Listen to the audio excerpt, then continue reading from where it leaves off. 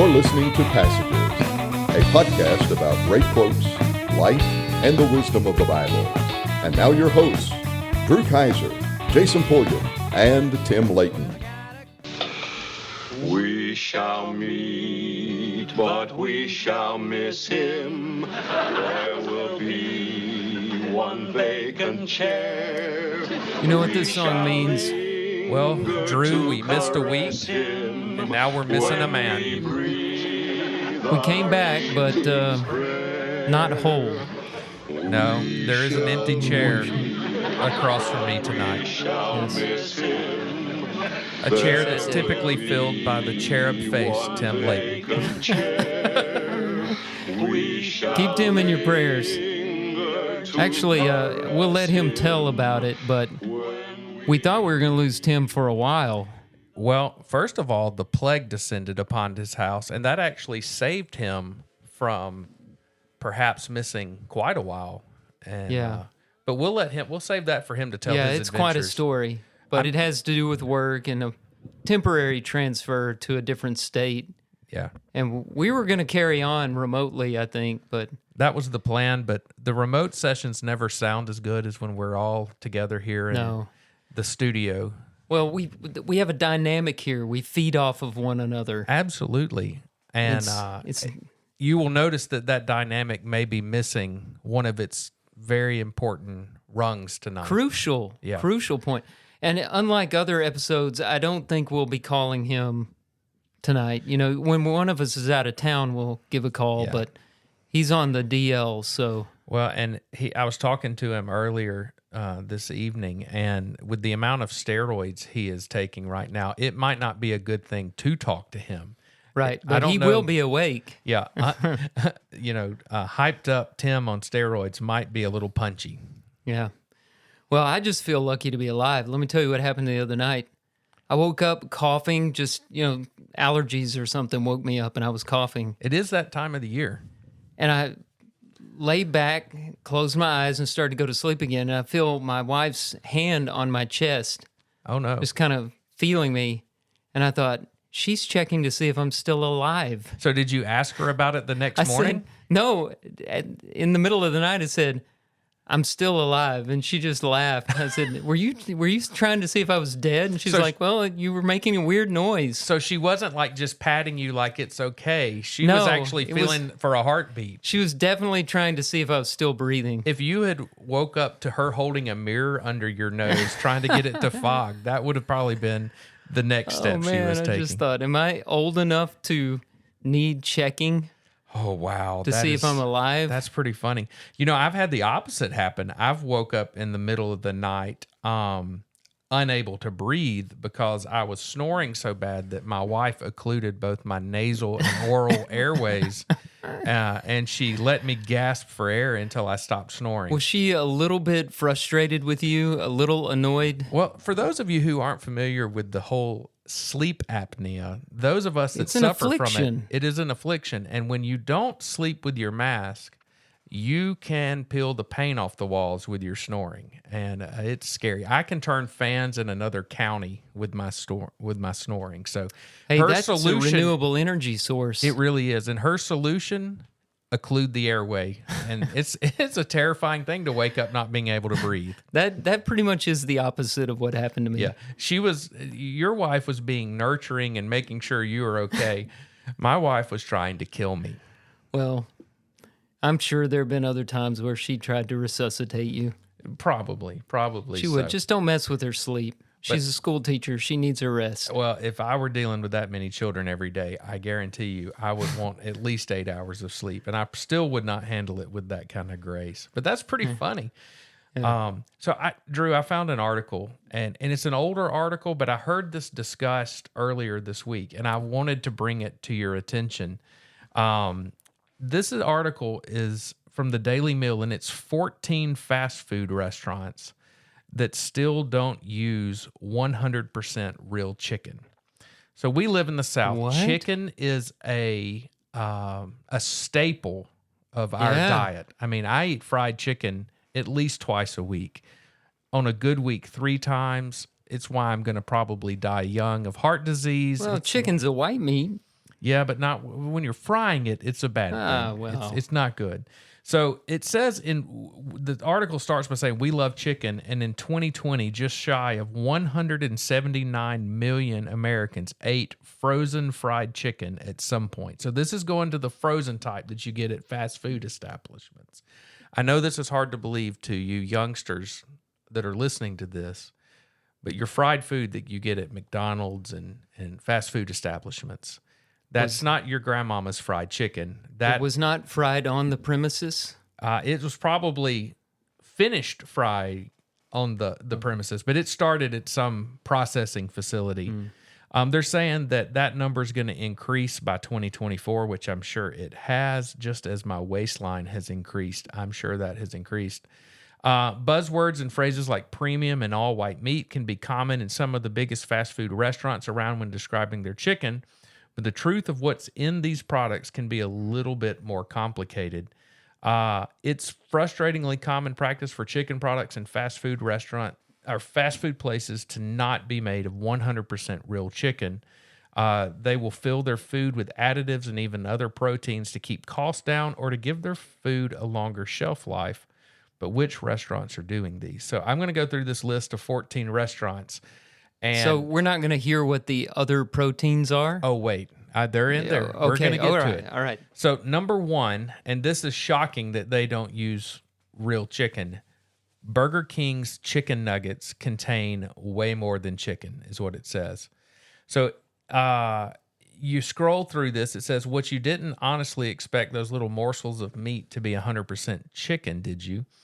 On the contrary, they have a lot more in them than just pure meat. As well as containing chicken breast and rib meat, Burger King's chicken nuggets also have a host of flavorings. These include autolyzed yeast extract. Other flavor enhancers include disodium guanylate, a form of salt that is sometimes used in tandem with MSG. These chicken nuggets are also injected with water and chicken broth, presumably to bulk out the product and add moisture and flavor, but they also contain dried chicken.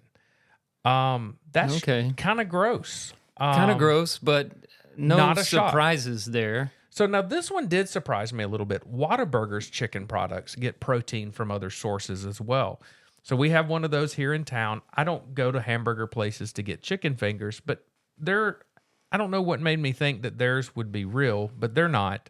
They have up to 12% of each tender contains water, salts, soy protein, that helps bulk them out, give them a little more protein. Okay, so the other protein there is soybean. Yep. Now this one, to you people who like a good sandwich and think you're getting a good sandwich, is going to be shocking. Despite Subway's controversies, their chicken still isn't 100% chicken. If I go to Subway, I eat the chicken bacon ranch sub. So I'm guilty of this. But they don't have a lot of other stuff in it. It seems to have soy protein in it. It has some potato starch, dextrose, a word I don't know how to pronounce. That's probably the one that'll kill you. Yep. So you can't eat their chicken if you have a soy allergy, which is crazy. Number 4 on the list. You can't eat anything if you have a soy allergy. Number 4 on the list, one that I would have thought should have probably been number 1, because I've been telling my kids this for years. Old Mickey D's, the McNuggets, not chicken. Well, there's a little chicken. Now, unlike their hamburgers, which have pink slime, I don't even know what that is, but that's what's in the article.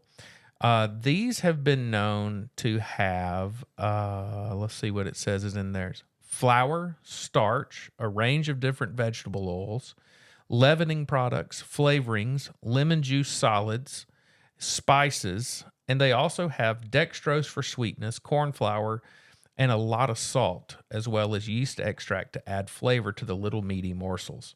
They're not slime like their hamburgers, but they are full of false stuff. Is it like hot dogs? I probably like a hot dog. If you were a hot dog, you were starving, would you eat yourself?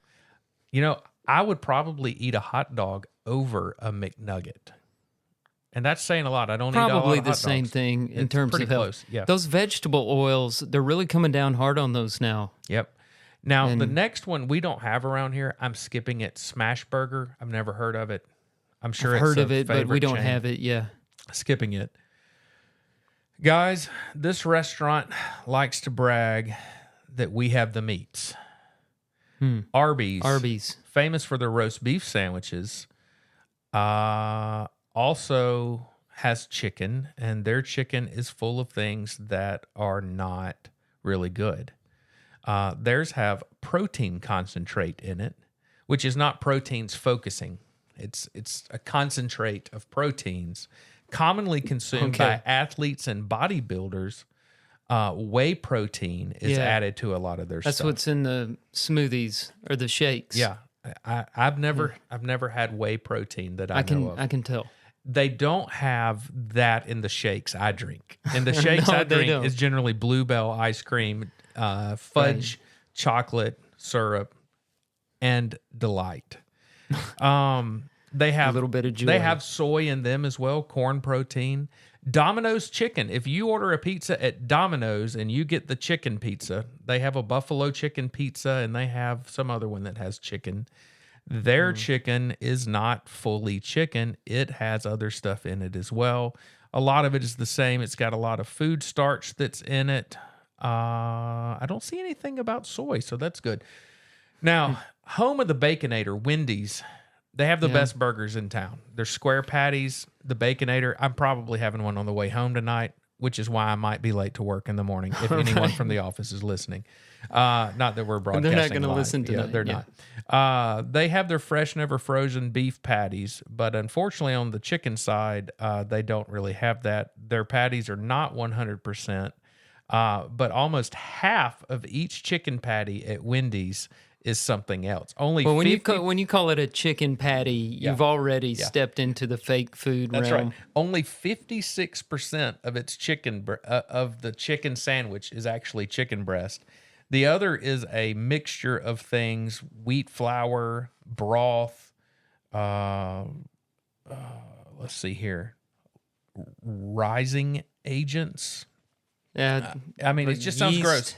So my moral is: go to Wendy's, get the Baconator, avoid the chicken stuff. Yeah, because the Baconator is 100% pure beef and bacon And you know, and Ader. we're gonna have to die of something. We might as well die happy and full. Might as well die from a Baconator. Yeah, that's probably what's going to take me out one day. Carl's Jr.'s, I've never eaten there. We're skipping That's- it. Dairy Queen. I like Dairy Queen chicken fingers. I grew up, the only restaurant, fast food we had anywhere within 10 miles of the city I was in was Dairy Queen. So I've eaten a lot of those, and they're not real. They're about 18% of the chicken strip is something else, which Well, is that's not as pretty bad. good compared to It's- some of the others. yeah, You had not one bad. 50%. Yeah, was, that's right. So, I mean, not bad. There's MSG in there, a lot of other stuff that I don't really care about. White Castle, this is shocking. The chicken rings, which you can get at White Castle, it's a ring of chicken. Instead of an onion ring, it's a chicken ring. I've never heard of this. It sounds disgusting. I've never heard of it. Chicken but ring.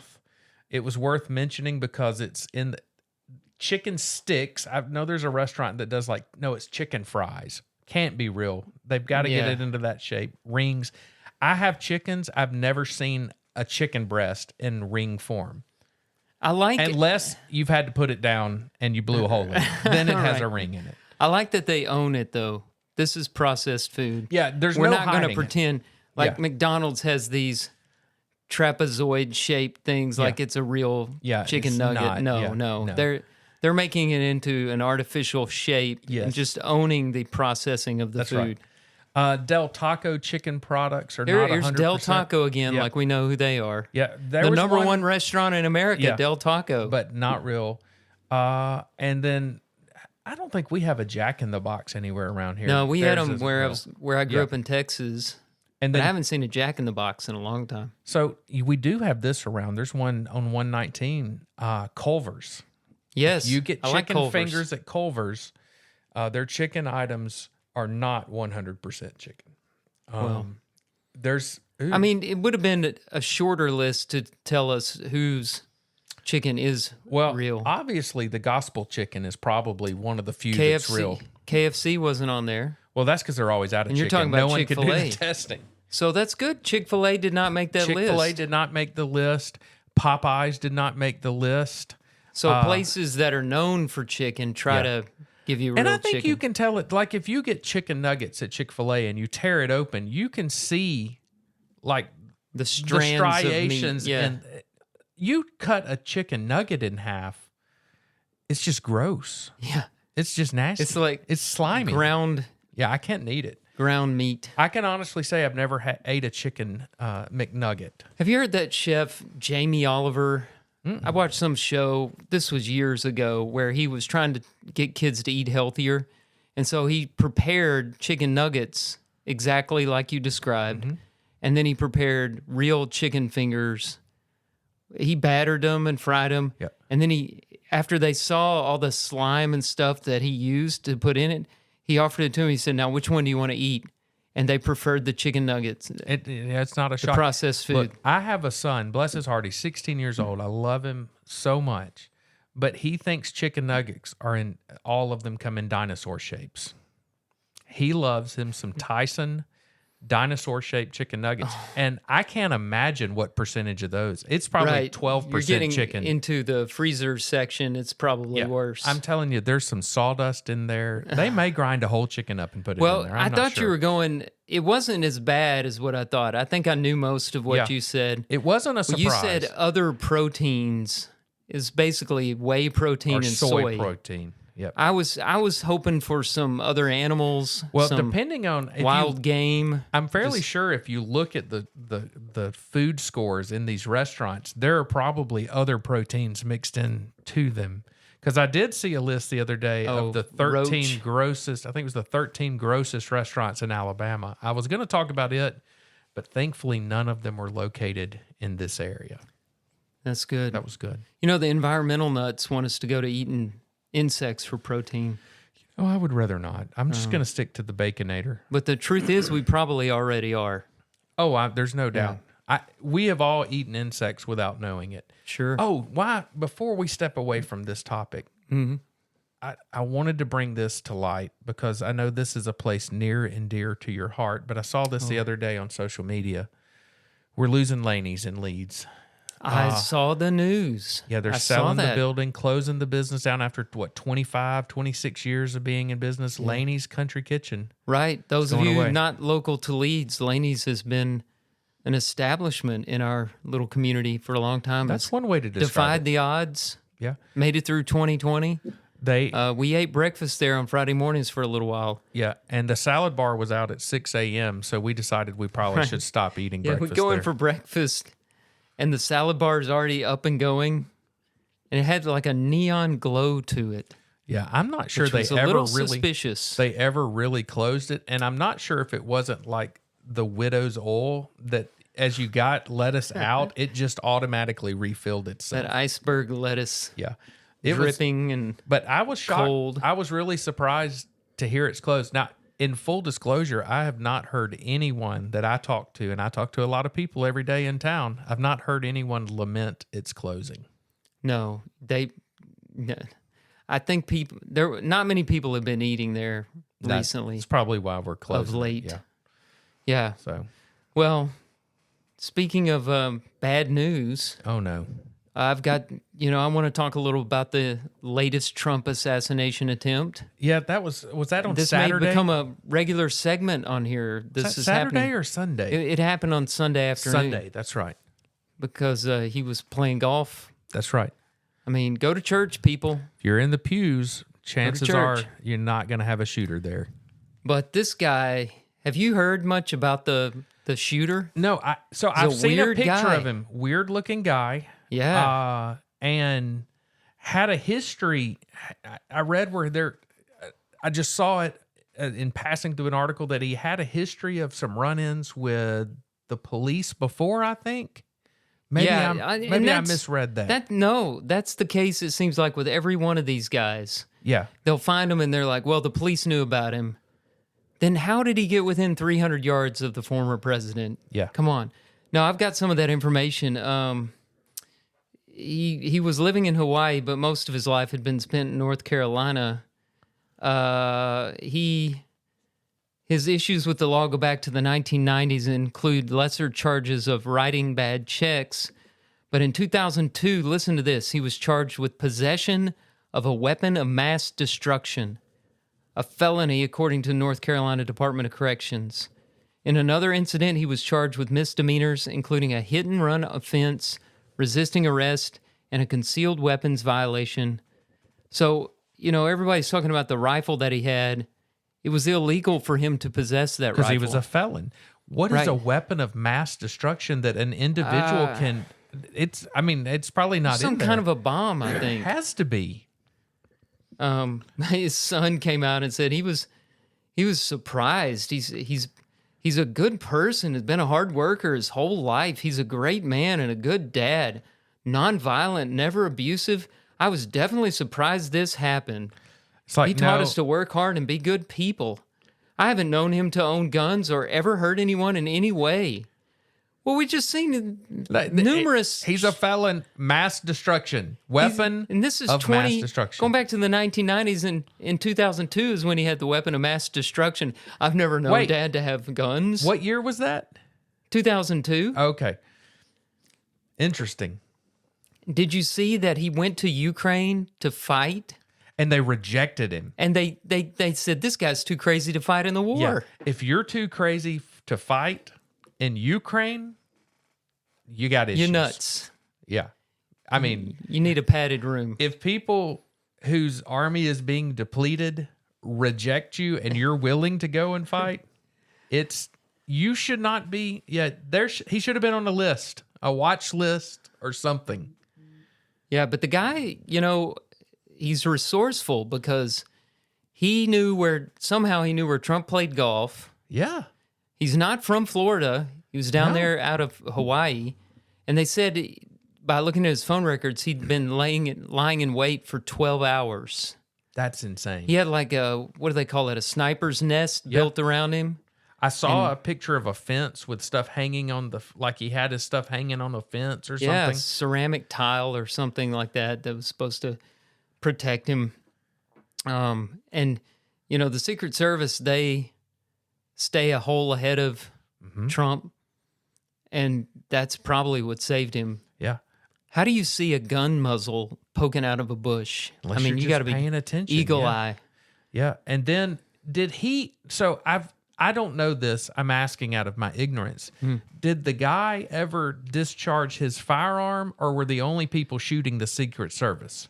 There was a lot of confusion about that in the beginning. I read up on that just this afternoon. It looks like he never fired a shot. It was just the Secret Service. All the shots fired were Secret Service. And yet they were still able to arrest him. Secret Service, it's time to put some time in on the range, guys. Well, a witness is the only reason they caught him. I mean, they probably would have caught him eventually, but there was some witness that had the wherewithal to take a picture of the license plate, and then from that they were able to track him down. But they talked to his neighbors. I want you to hear this. You haven't heard this yet, but this is an interview with one of his neighbors in North Carolina before he moved to Hawaii. Okay. When you were at the house inside, did you see anything political or anything like that? No, only thing I seen, they had a horse in the house. I mean, a whole live horse in the house. Pause that, please. Yeah, she said it. A horse. Yeah. And just in case you didn't hear it, she's going to repeat it. By the way, she's going to talk about how weird this guy is. This lady has bright purple hair. And That's not weird today. Well, not compared to this guy. Having a horse in the house. Having a horse in the house, that's a whole new level of strangeness. Yeah, I would have to say nay to that. Oh, man. Where's my rim shot? I can't get to it. Like I said, the guns and stuff and all, I mean, but yeah, they were, kind of weird, but, they didn't bother me. I didn't bother them, like I said. How do you mean a horse in the house? A horse, a whole live horse. In the house in the outbuilding? In the house where the living room is at. Put hay all in there, and the big old live horse. And the horse, yeah. Pause it again. Doesn't sound like it's a miniature horse. All right. So I have a horse. Well, I don't have a horse. My son has a horse. She said a big old live horse. So we have a big old live horse that's in our pasture. Yeah, I'm sure you have the same question I do. And let me tell you, a little bit of hay is not going to take care of a horse for a number of reasons. Number one, the horse got to be going to the bathroom in the house. Let's just get that out. I mean, that's what everybody's thinking is. Our pasture with one horse, it is like a wasteland of horse excrement. I could not imagine having one in, and if the wind catches it just right. They're not house trained. No. You know, like, and it's a horse. They don't scratch on the door asking you to let them out to go to the potty. I know they make some big size adult diapers, but you're not getting a diaper on a horse. It ain't happening. They could put one of those things on them that they bag? try to, in the parades, those don't work. Oh. You ever seen a parade? You know, those don't catch it all. You know, generally, if you have a horse living in your house, you have an issue. A horse is a large creature. Yeah, and we're not talking a little miniature horse or we're talking full grown. Yeah. Like a quarter horse. At first, I thought she was maybe referring to a miniature horse because she said full grown. Our research on the Passages program has shown there are 2 legal support animals in the country or the state. I forget. One is a miniature horse. The other is a dog. Yeah. No ducks, no crocodiles. No possums, only horses, miniature horses and dogs. So I thought, well, here's the first case where I've seen a miniature support horse. But no. Miniature horse support animal. But she said a big old live horse. And yet he drove a car to Florida. Why didn't he ride the horse? Well, maybe he sold it before he went to Hawaii. Oh, okay. That's true. He went North Carolina, Hawaii. I mean, why do you do that? Why not keep it in the yard? Homeowners Association. Yeah. Obviously, they were okay with it being in the house. Well, they don't know. They can't come in the house. They see your yard. Oh, that is true. I mean, what is the motivation? Put it on you put the lead on it and take it outside? I love this. I don't know how to back this up, but I don't either. I don't have it set to back up, but I love how, she says it, and then she goes on, and the reporter goes, wait. Did you say horse? Let's back this up here. Yeah. He had a horse in the house, and she doubles down on it for sure. So a question is, how does this guy, number one, get so close again to the president? So if he was at the hole ahead where the president was going, he's a long distance. It's a few hundred yards, but still, that's pretty stinking close for a guy that's already been shot at once and only by pure luck. Well, you know guns better than me. Was it an AK-47 that he had? Yeah, it'll go 400 or 500 yards pretty accurately. Yeah, that's the range for an AK-47. Yeah. Yeah, AK-47 style rifle. Yeah. He was in the range for that. Depending on the ammo load, the grain of the bullet, it'll go that far. Yeah. And fairly accurately. Let's hear this again. When you were at the house inside, did you see anything political or anything like that? No, only thing I seen, they had a horse in the house. I mean, a whole live horse in the house, but actually the guns and stuff and all, I mean, but yeah. Oh, it's so funny because they're like, any political things She's or like, anything. They got a horse in the house. That's the first thing too. Which, if it were me, that's the first thing I would mention too. Well, look, you don't need to know his politics. The man has a horse in his house. Perhaps she was confused because there is a horse-like character that is the mascot of one of our parties, right? Maybe it was a Democratic mule? mascot. Donkey? Yeah. This guy was a Democrat. They were, kind of weird, but, they didn't bother me. I didn't bother them, like I said. How do you mean a horse in the house? A horse, a whole live horse. In the house in the outbuilding? In the house where the living room is at. Put hay all in there, and the big old live horse. Duck and the horse, yeah. And did anyone step in, like any? Yeah, he stayed in the house. I mean, when it's winter time, at least the horse did the authorities? So they did it for winter time. Oh no, I don't guess they cared. I don't know. So there was a horse in the living room. Yep. It was crazy. The British guy cannot get over it. They didn't believe me. I took a picture so there was a horse in the house. He's like, how did I end up in America? Do you have a spot of tea?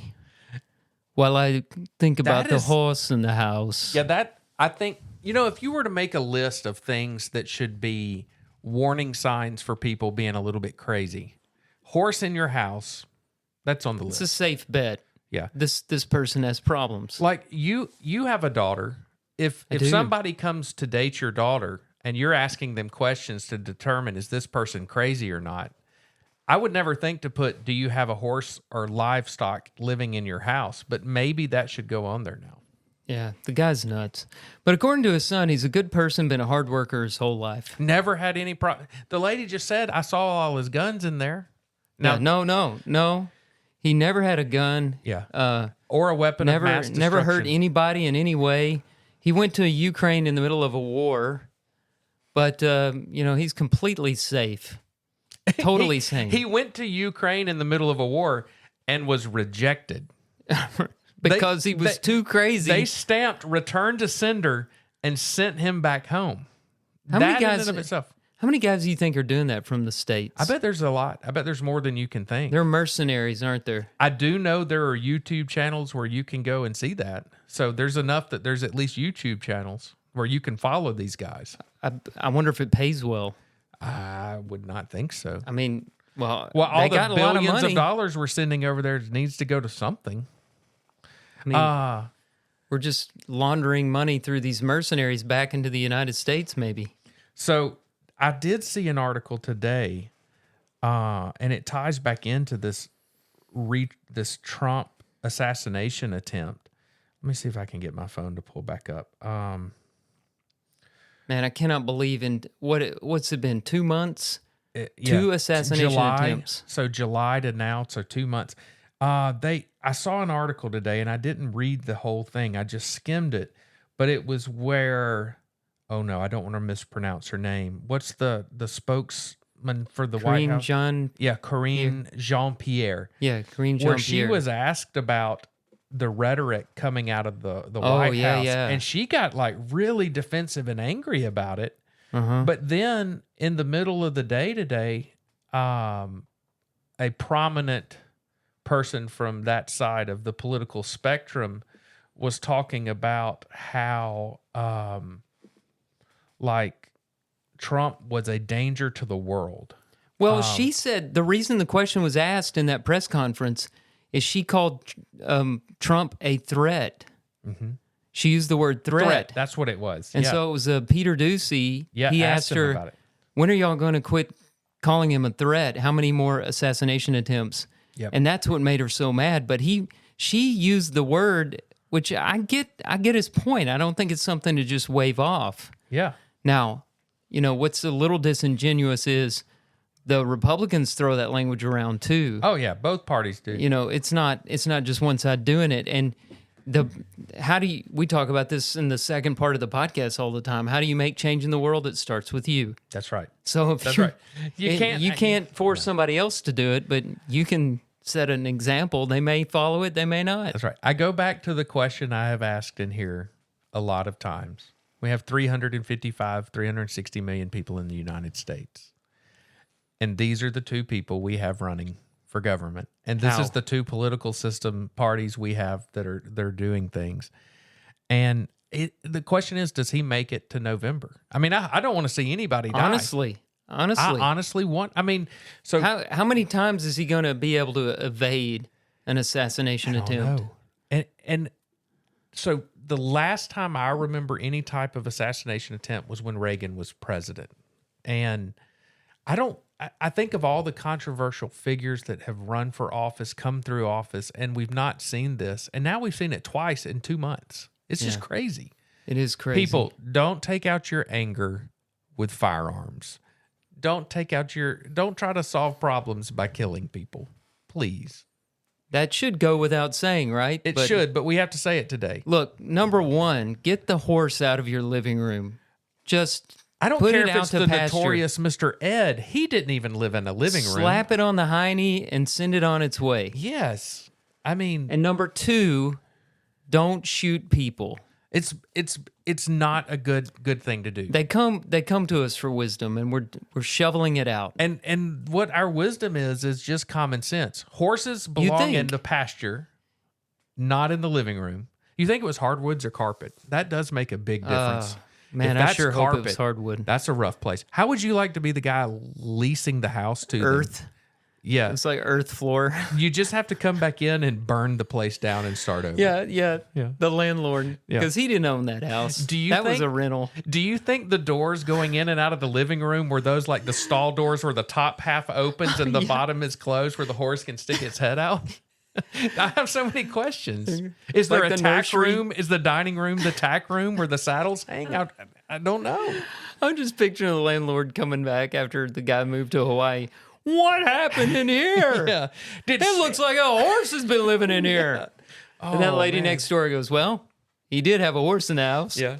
Well, I don't know who was living with him, but it seemed like it was a horse's patoot. Oh my! It literally was. This is crazy. A horse in Nuts. your house. You know, but I have to say this. I have seen a picture of my wife.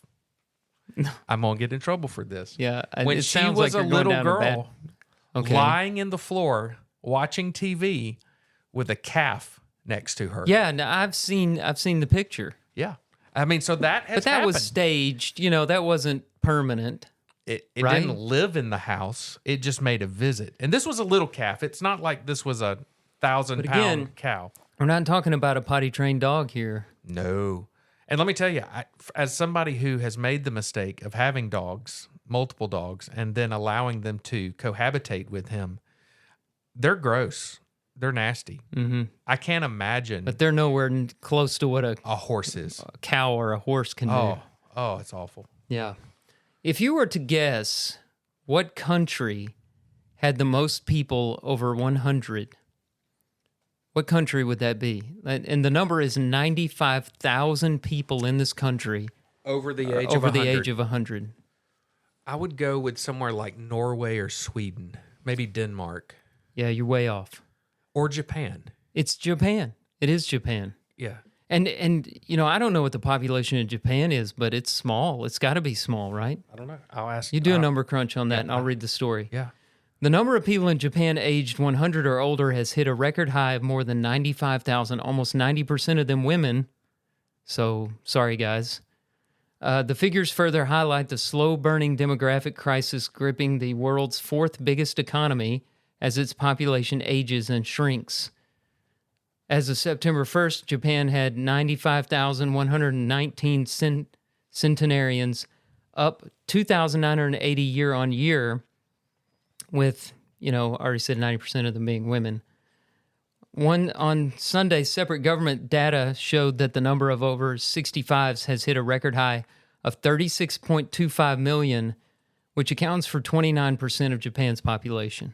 So there are 125 million people in Japan. Okay, according to Google. a third of our Yeah. size. So 2022, 125 million. So that's crazy that 95,000 out of 100 million, whatever you said, 122 million. It's got to be that's their a huge percentage of they people have- over the age of 100. But they have pretty healthy diets over there. I suppose a lot of seafood, I would Yes. think. Yes. But you're not supposed to eat fish every day because you get mercury poisoning. That's interesting. That's a lot of people over 100. I wonder if it's one. Of course, we don't know. I wonder if it's one specific region that has a lot more than others. If it's certain of the islands there that have more than others. They have the oldest living person, Tomiko Ituka, who was born May 23rd, 1908, 116 years old. Good grief, that person was in How their sweet it, this is why I wish Tim were here. He knows that guy on the Today Show, how sweet it is. So that person Smuckers. was in their late 30s, early 40s during World War II. They were too old to fight in World War II. It's a woman. That's crazy. The previous record holder died, I heard about this, and we may have talked about this on the podcast, died in Spain at the age of 117. She lives in a nursing facility. And they say nuclear energy is bad for your health. Well, it's not bad. It's not bad as long as nothing goes wrong. That's true. It's the cleanest energy there is as long as there's no meltdown or anything, which is a rare thing. Yeah. Oh, didn't Japan have a nuclear event? Twice. Recently, right? Oh, I don't know about recently. They did it. I'm not talking about Hiroshima. Yeah. Not that one. You know, my grandfather lived in Japan for a few years. He said occupational forces. Yeah, he loved it. He loved Japan. I had a friend that did that, and he learned to play golf. Yeah, in absolutely Japan. loved Japan. And that is on my bucket list of places I would like to go and visit. And I need to do it because I will not be making it to the 100-year mark, I'm fairly certain. Well, I'd like to go to Japan too. I mean, it looks like a beautiful place. Take the podcast on the road. That's an idea. Let's think about that a little while. I think so. And we'll take a break. Yeah. And then we'll come back. And maybe we will have decided when and where. Maybe start a GoFundMe for the plane tickets. We are such great decision makers, so it'll take a while. Yep.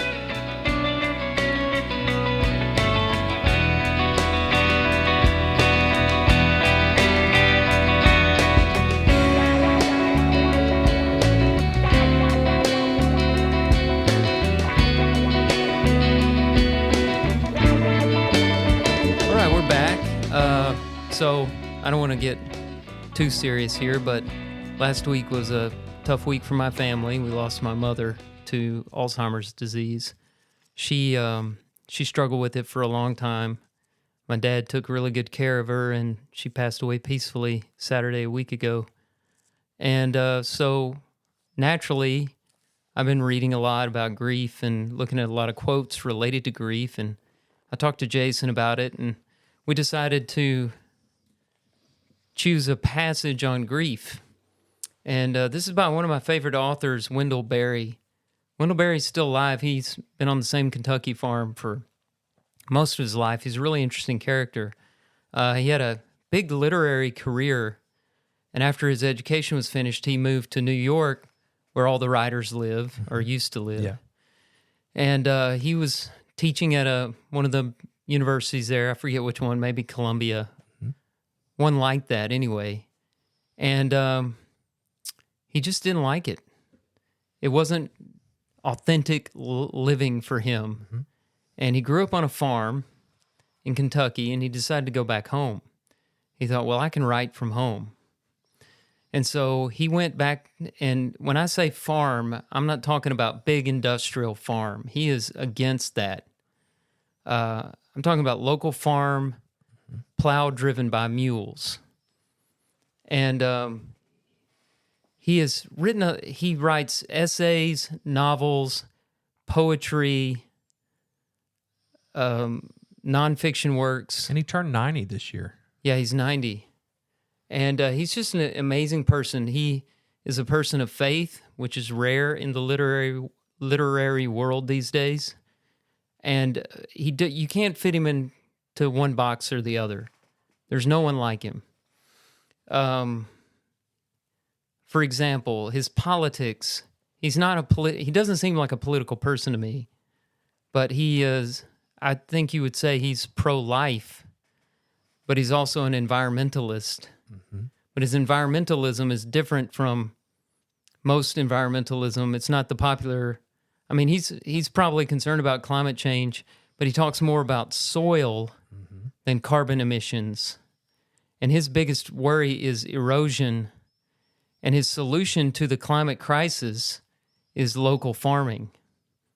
Small farms, not big farms. Yeah. I could go on and on and on about Wendell Berry. Now, this quote, if you look it up, you might see it attributed to, I may have lost it was attributed to somebody else in one of the things I looked up. This guy, Fenton Johnson, an African-American poet. And, you know, we try to fact check and get it right. And I thought, man, I wanted this quote to be Wendell Berry. Yeah. Who's Fenton Johnson? I did some more research and found out that the quote was in a letter from Berry to Johnson. Oh, that's cool. And so it's not a real well-known quote. Yeah. I just happened to bump into it when I was looking at some of the things Wendell Berry had written on grief. So finally, I'm getting to the passage now. So here it is. Mm-hmm. Grief gives the full measure of love, and it is somehow reassuring to learn, even by suffering, how large and powerful love is.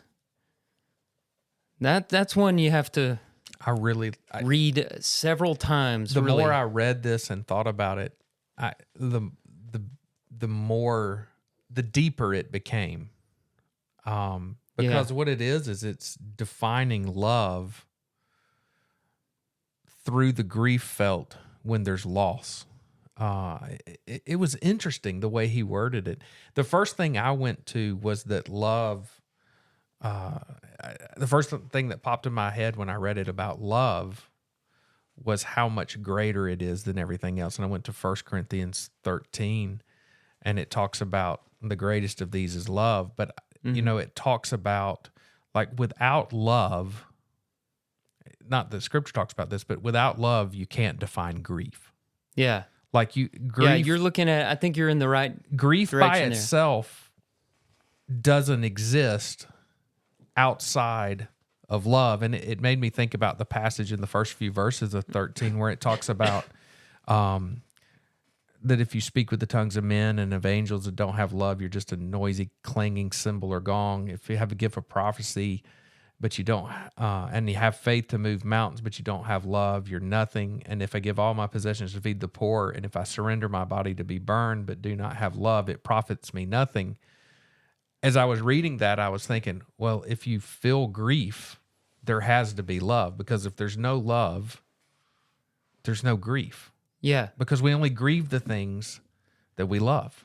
Right. And if you dare to love, you risk grief, or you guarantee grief. Yeah, I was going to say there's no way to separate the two. If you truly love, you will truly grieve. But it's worth it. Absolutely. It's worth it, because as the quote ends, it's how large and powerful love is. Now, there was some criticism online about this statement, and the criticism was against the idea that grief is a measure of love. Now, I agree that that's not a good statement. No, I disagree with Barry's statement is grief gives the full measure of love. Yeah. We'll talk about that in a minute. He's not saying grief is a measure of the largeness of your love. No. So just because somebody else is grieving 6 months for their mother and I grieve 30 days just for an instance, that doesn't mean that person loved their mother more than I loved my mother. People grieve in different ways. Grief, I'm finding out myself, grief will surprise you. Yes. The way it manifests itself. It's not the same with every person. And situations are different. Like my mom, there was a long downward slope with her cognition. And, there was, I don't think we lost her until the day she took her last breath, but there was another sense in which it felt like we were losing her little by little. That's right. And you grieve that differently than getting a call from the state trooper that, your spouse was killed in a car accident. Absolutely. And different people, because of our different emotional being, our different emotions, the way we emote, and our different life history, I will grieve differently than you grieve. You grieve differently than your three brothers and your father have grieved. Yes. Yeah. And that's okay. And it's okay, because grief affects us as individuals, but grief is a testimony to love. Yeah. Because without love, you can't define grief. Yes. I like that. And so it's not grief is a measure of your love. It's grief is the full measure of love. In other words, you can't have love without the corresponding grief. That's right. I was looking at the letter. I found a portion of the letter this quote originated in from Berry to Fenton Johnson. And Fenton Johnson, before he brought up the quote, he said, love and grief are like yin and yang. Mm-hmm. And grief is the dark side of love. And that's another perspective on this. Yeah.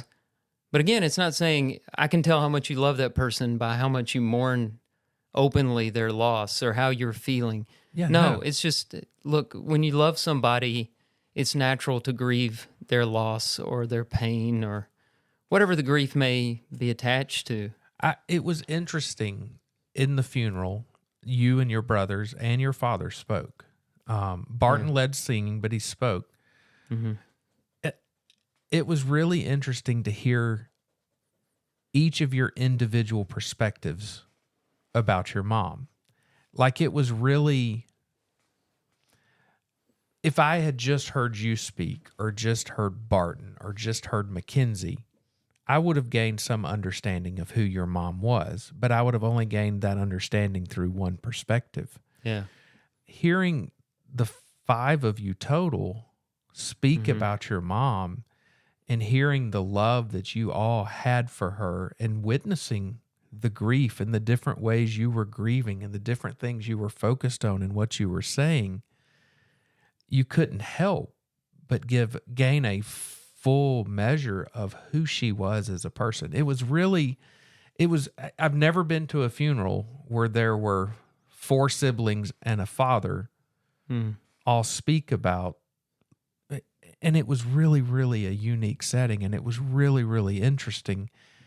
And you could, even though you all had different aspects of your mom you talked about, the depth of the love was fully shown through your grief. And that's what was so cool about it. Yeah. It was an amazing thing to sit back and to witness.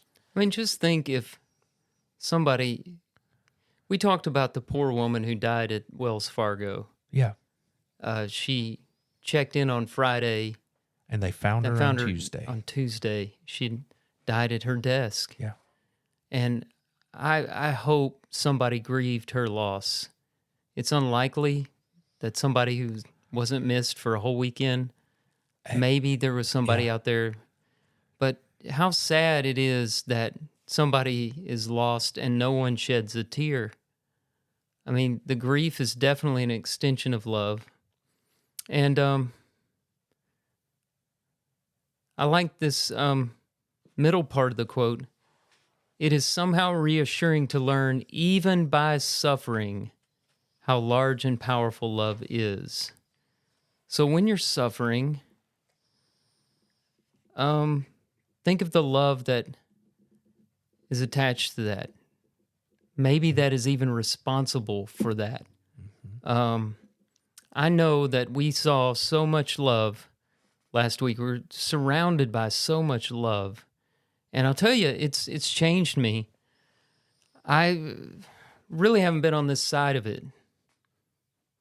And I saw how much just a Facebook comment or a text message or a card or a visit to the funeral home, a visit to the funeral, a few kind words spoken in person, how much that meant to me and my family. And I'm going to try to do more of that myself. You know, Facebook, I know you're not on Facebook. I don't really use it much for communication and relating, but it did so much good for me to see all that. There's no way I could reply to all the responses. It was just overwhelming. I know one of the things we heard you talk about, and I don't remember if you said it during the funeral or you told me and Tim this at another time, but that you had so many people coming through and passing on their own little stories about your mom, little things. And that's such a cool thing to experience. And I would think that, you know, it wasn't just people saying, I'm sorry for your loss, but it was giving you more history, more perspective. Right. Things I'd never heard before about my mom. That's really a cool thing. When I read the second half of this quote about how even by suffering, we learn even by suffering how large and powerful love is. My first thought went away from grief, but it went to the cross. That is the ultimate example of how we learn through suffering how powerful love is. Because that man suffered a miserable death, and he did it for no other reason than love. And I think that's why that is the abiding characteristic throughout the entire Bible is the love of God. I mean, all the commandments, everything hinge on love God, love one another. And there's a reason, and that's because God is love. And so I don't know that when I read that, my first thought was, wow, that is a picture. We learn even by suffering how long or large and powerful love is. That just pointed me back to the cross, which was unexpected. When I first read the quote, when we were talking about it, about which quote to do, and I read it, I was like, well, this will be a good quote. But then I read it a couple of more times, and I was like, this thing points to the cross too. Yeah. Wouldn't you love to be so good at writing that kind of statement is some throwaway statement in a letter to a friend? Yeah. I mean, I'm the guy that when I this was write, not I put a published in a book. disclaimer on it. Yeah. I mean, no, that's. I don't think we would have known it if Fenton Johnson hadn't published it. He just said, "Yeah, Wendell Berry wrote to me one time this," and he drops the mic on this profound statement. It's just great. I thought about, I want to read a poem by Wendell Berry that I read at my mother's graveside. Yeah. And I thought about just ending the podcast with it. That'd be nice and heavy, I think so. But here's the thing. It's pretty deep.